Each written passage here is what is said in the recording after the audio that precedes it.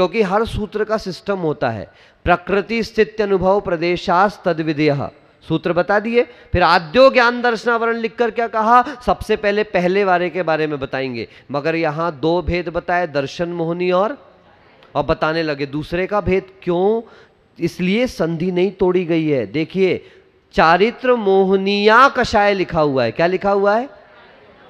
अगर यदि इनको दर्शन मोहनी का भेद पहले लिखते तो यहां पर संधि तोड़ते और फिर लिखना चालू करते, लेकिन संधि नहीं तोड़ने से स्पष्ट है कि चारित्र मोहनी का भेद पहले कह रहे हैं। अकषाय कषाय वेदनीयाख्या,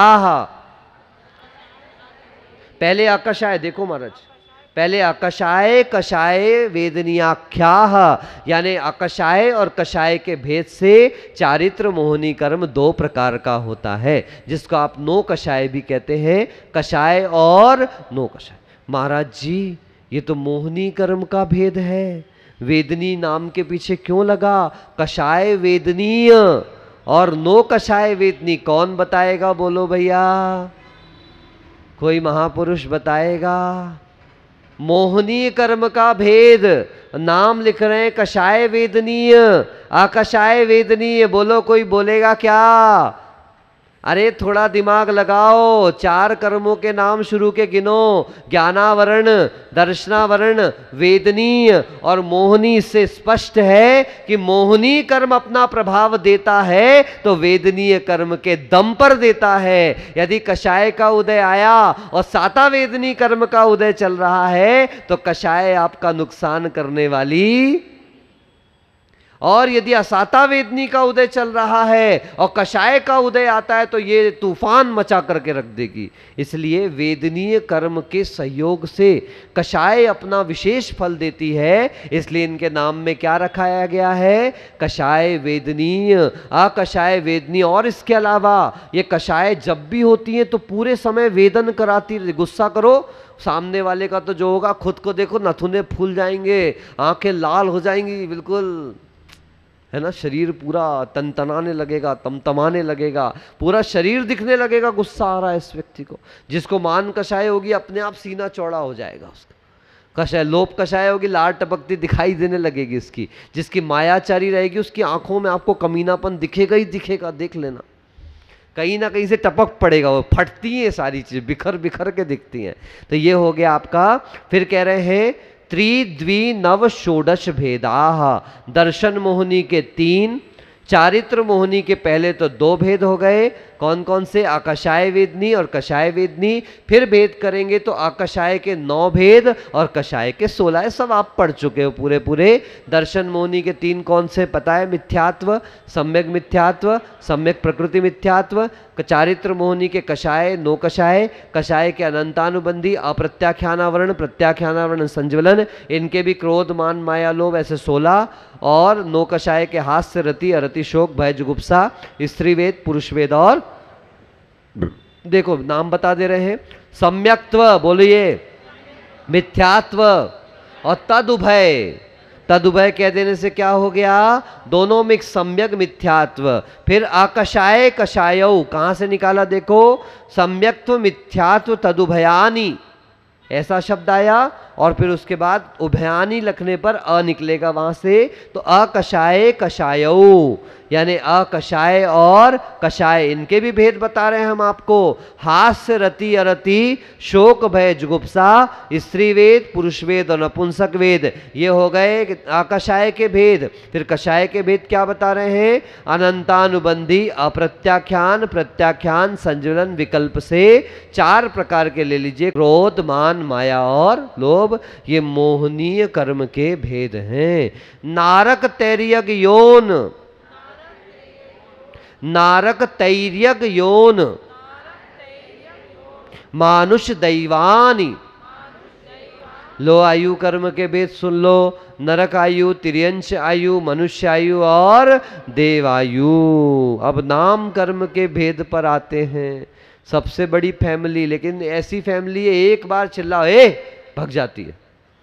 कोई नुकसान नहीं पहुंचाने वाली जादू, नाम कर्म कोई सबसे आखिरी तक रहेगा। सबसे पहले काम चालू हुआ और सबसे आखिरी तक रहेगा। क्यों? जैसे जीभ होती है, शुरू से आती है, आखिरी तक रहती है। दांत आते हैं, देर से आते हैं और जल्दी चले जाते हैं। जो अकड़ करके रहता है उसको डंडे ही डंडे पड़ते हैं, और जो संभल करके रहता है, सोचिए 32 दांतों के बीच में भी जीभ कितने मजे से रह रही है। जब निकलना तब निकलती है, जब लपकना तब लपकती है, जब चखना तब चखती है। इसलिए 32 के बीच में भी सुरक्षित रह जाती है। रहती कि नहीं रहती? बोलो। दांत अकड़ते हर बात में, इसलिए हिलते हैं, टूटते हैं, सब कुछ होता है उसका। ऐसे ही है, ऐसे ही नाम कर्म। ज्यादा आप उसी में उलझे और सारा संसार उसी में उलझा है। आप देख लो, सजने संवरने में झुके, जबकि सबको पता होना चाहिए कौन सा कर्म है। नाम कर्म गुणवानों की प्रशंसा से वृद्धि को प्राप्त होता है, जिनेंद्र भगवान की आराधना से वृद्धि को प्राप्त होता है, साधुओं की वैयाव्रत आहार दान आदि से होता है, दीन दुखियों को करुणा दान से वृद्धि को प्राप्त हुआ करता है। देखो अनुभूतमती माता जी को देखो, अभी तक के इतनी उम्र में भी सामने के दांत बढ़िया दिख रहे हैं, शोरूम बढ़िया दिखाई दे रहा है। क्यों? वैयावृत्ति के प्रभाव से। हनुमान जी जिम नहीं जाते थे, है? हनुमान जी को जिम नहीं जाना पड़ा। उन्होंने पूर्व भवों में संयम का भी पालन किया और संयमियों की वैयावृत्त करी है। इसके परिणाम स्वरूप उनको ऐसा बलिष्ठ शरीर मिला है, ऐसा शरीर जिसको कोई पैक वैक बनाने की जरूरत नहीं। ठीक है ना? चलिए चलिए शुरू करते हैं। एक बार साथ बोलते जा रहा हूं, बोलिए। गति, जाति, शरीर अंगोपांग, निर्माण बंधन संघात, संस्थान सहनन, स्पर्श रसगंध वर्णानुपूर्व्या, गुरु लघूपघात, गुरु लघूपघात, परघाता, तपोद्योतोच्छ्वास, विहायो गतयः, प्रत्येक शरीर, त्रस सुभग सुस्वर, शुभ सूक्ष्म पर्याप्ति, स्थिरादेय, यशः कीर्ति, सेतराणि, तीर्थ करत्वंच। गलत, तीर्थ, तीर्थम नहीं कहा, तीर्थ करत्वन, करत्वम नहीं, तीर्थ करत्वंच। पीछे च आया है तो उसके अनुसार का उच्चारण भी च छ ज ज ञ उसके अनुसार होगा। इसलिए हमने पहले भी एक सूत्र बताया था, सम्यक्त्वंच, सम्यक्त्वम च नहीं, सम्यक्त्वंच। जिस वर्ग का अक्षर है अनुस्वार का उच्चारण भी वैसा ही करना। अब मैं एक बार आपको सूत्र पढ़ के सुना रहा हूं, आप ध्यान से सुनिए। कहाँ संधियां तोड़नी है, कहाँ नहीं तोड़। गति, जाति, शरीरांगोपांग, निर्माण बंधन संघात, संस्थान सहनन, स्पर्श रसगंध वर्णानुपूर्व्या, गुरु लघुपघात, परधाता, तपोद्योतोच्छ्वास, विहायो गतयः, प्रत्येक शरीर त्रस सुभग सुस्वर, शुभ सूक्ष्म पर्याप्ति, स्थिरादेय, यशः कीर्ति, सेत्राणि, तीर्थ करत्वंच। ठीक है ना? अब देखिए बिल्कुल सरल सरल है। गति, बोलिए। गति मतलब क्या? जो ये मनुष्य, देव, नारकी आदि का शरीर हमको मिल रहा है, ये किस कर्म से मिल रहा है? गति नाम कर्म से मिल रहा है। कौन से कर्म से? आयु इज नॉट अ नाम कर्म। गति जो है वो क्या है? मनुष्य भव मिलना, ये आयु नाम कर्म है। और मनुष्य का शरीर मिलना, बोलो बोलो जल्दी, मिलेंगे एक साथ, लेकिन दोनों अपना अपना काम अलग अलग कर रहे हैं। आ रही है बात समझ में? आप देखिए, शरीर में इंजेक्शन लगाया जाता, किसी का सिर दर्द कर रहा है, बोलो पैर दर्द ठीक होता कि सिर दर्द? क्यों? वो इंजेक्शन बनाई उस चीज के लिए है जो अन्य अंगों को अप्रभावित रखेगा और उसी स्थान पर जाकर के करेगा। नहीं तो एक पेन किलर बनाओ सारे दर्द ठीक करो, नहीं। मनुष्य आयु उस भाव में रोक कर रखती है, इसका निर्धारण किया है। और शरीर दिलाने वाला कर्म कौन सा है? अब शरीर से जुड़े जितने कर्म है वो सब क्या कहलाएंगे? नाम कर्म। याद रखिएगा, मोटे हो तो क्यों? नाम कर्म से। पतले हो तो क्यों? नाम कर्म से। गोरे काले हो तो क्यों? नाम कर्म से। ऊंचे नीचे हो तो क्यों? ये सब नाम कर्म का प्रभाव है। अब इसका पूरा अर्थ हम लोग कल देखेंगे। अच्छे ठन करके आना, बहुत सरल है। आपको अभी मैं एक दुर्गा जी की मूर्ति बनती है ना आपके, अभी दुर्गाष्टमी में गणपति की मूर्ति बनती, मैं उस मूर्ति से बता दूंगा नाम कर्म के भेद कैसे लगाना है आपको। एक मूर्ति बनने की प्रक्रिया से आपको समझ में आ जाएगा कि नाम कर्म कैसे अपना काम करता है। ठीक है ना? कर्म की व्यवस्था देखना है संसार में। यूं तो वैसे हमारे बहुत सारे कर्म हैं, लेकिन जनरली जो दिखने में आने वाला कर्म है, जो हमारे लिए सबसे ज़्यादा संकल्प विकल्प का कारण बनता है, ऐसा है नाम कर्म। जो चित्रकार के समान, जैसे चित्रकार विभिन्न रंगों आदि के माध्यम से चित्रों को तैयार करता है, वैसे ही नाम कर्म भी अपने माध्यम से हमारे कर्मों के माध्यम से, हमारे द्वारा ही तैयार किए हुए कर्मों के माध्यम से, उसी के चॉइस के हिसाब से, उसी के अनुसार हमारे लिए विभिन्न रंग, आकार, आकृति और ऊंचाई अधिक तैयार करता है। ऐसा वो नाम कर्म आपने कभी गणपति की प्रतिमा को बनते हुए देखा होगा, दुर्गा जी की मूर्ति बनते देखा होगा। सबसे पहले तो प्रश्न ये उठा कि क्या बनेगा, ठीक है ना, किसका शरीर बनना है, ये पहला प्रश्न है। तो आपने निर्णय कर लिया ये दुर्गा जी का या गणपति जी का शरीर बनना है। फिर उसके बाद वो शरीर किस मिट्टी का बनेगा, ठीक है ना, काली मिट्टी का बनेगा, लाल मिट्टी का बनेगा, प्लास्टर ऑफ पेरिस का बनेगा, आदि आदि। फिर तीसरी बात हो जाती है, दूसरी बात ये हो जाएगी कि वो जो बनेगा उसमें इंद्रियां कितनी होंगी, ये दूसरी बात थी। फिर किस मिट्टी का बनेगा, ये तीसरी बात थी। फिर उसके बाद चौथे नंबर पर आता था उसके अंग और उपांग का निर्माण। पहले मिट्टी का लोंदा तैयार किया जाता है, फिर उसमें अंग और उपांग निकाले जाते हैं। उसके बाद उसकी मिट्टी को इस तरीके से फिनिशिंग बनाई जाती, जोड़ा जाता है कि एक मिट्टी का कण दूसरी मिट्टी से जुड़ जाए। पानी वगैरह डाल के बनाते हो आप लोग, और इस तरीके से तैयार किया जाए कि उसके अंदर जो मटेरियल भरा जाए वो बाहर निकल करके ना आ जाए। ये कुछ महत्वपूर्ण बातें अपन ने बताई।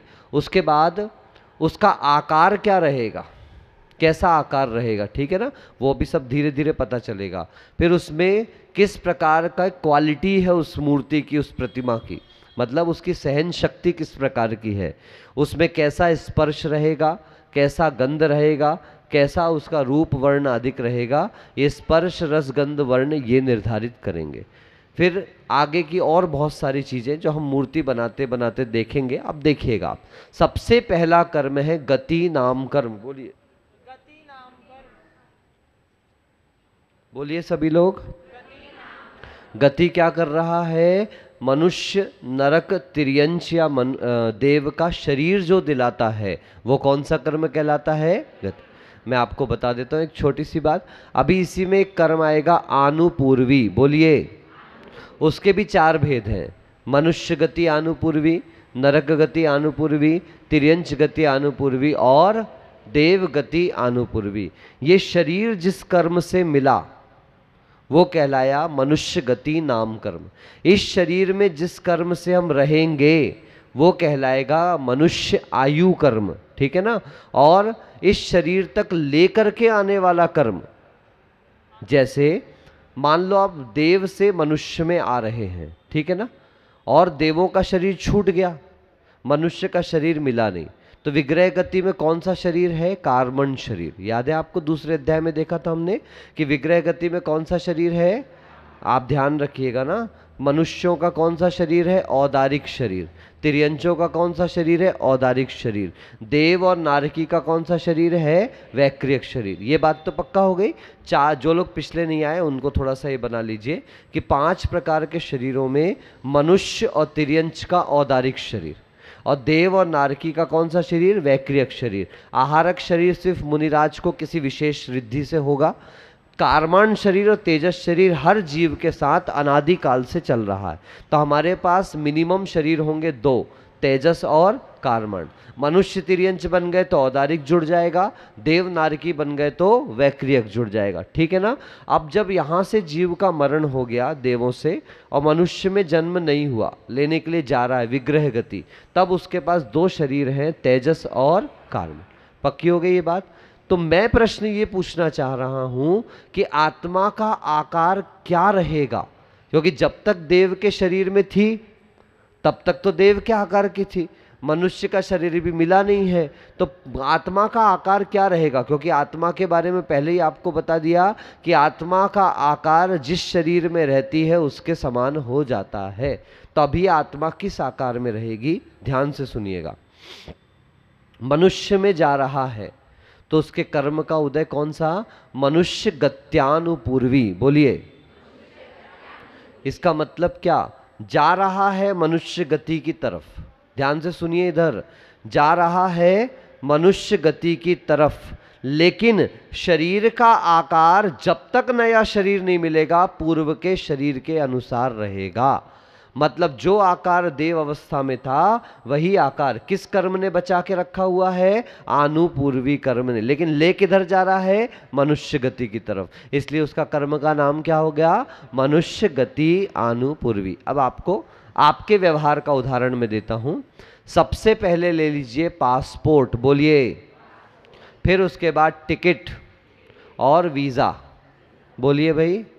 आज उपवास है आप लोगों का, उपवास है आप लोगों का, नहीं सुना ईद है तो सकता है आप लोगों ने दया भाव से उपवास रखा हो, एक आसन रखा हो, रखना चाहिए है ना। कितने जीव कट रहे हैं, मर रहे हैं, अपन दया के रूप में क्या कर सकते हैं, अपन ही सोच लेते हैं कि ऐसा कुछ अपन कर लें। तो आपने नहीं किया है, नहीं किया तो कर लेना, अब शाम बची है अभी आप लोगों के लिए, ठीक है। कुछ छोड़ना हो तो आज छोड़ देना, ठीक है। तो कहने का मतलब है पासपोर्ट, टिकट और वीजा, आप कंपैरिजन करें। आपको पासपोर्ट की जरूरत क्यों पड़ती है भैया, इसलिए पड़ती है अपने आधार कार्ड, मतलब जिसके अपने पहचान पत्र जिसको आप कहते हो वो पासपोर्ट है, ठीक है ना। वहां पर टिकट खरीदना है तो you will have to show your passport there, आपको अपना पासपोर्ट वहां पर दिखाना पड़ेगा। आपका पहचान पत्र आपने दिखा दिया, उसके बाद आपको ट्रैवलिंग के लिए क्या मिल जाएगा, टिकट मिल जाएगा, ठीक है ना।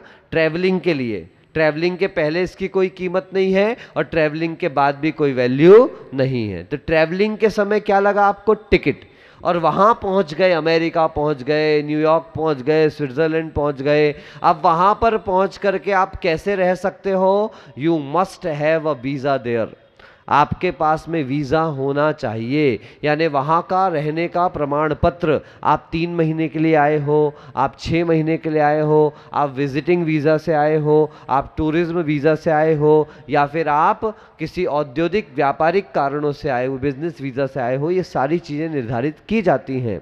भले ही हम गए नहीं हैं पर सुना तो है कि ऐसा ऐसा होता है, ठीक है ना। तो ये हो गया आपका वीजा, जो वहां पर कितने समय तक रहोगे ये निर्धारित करेगा।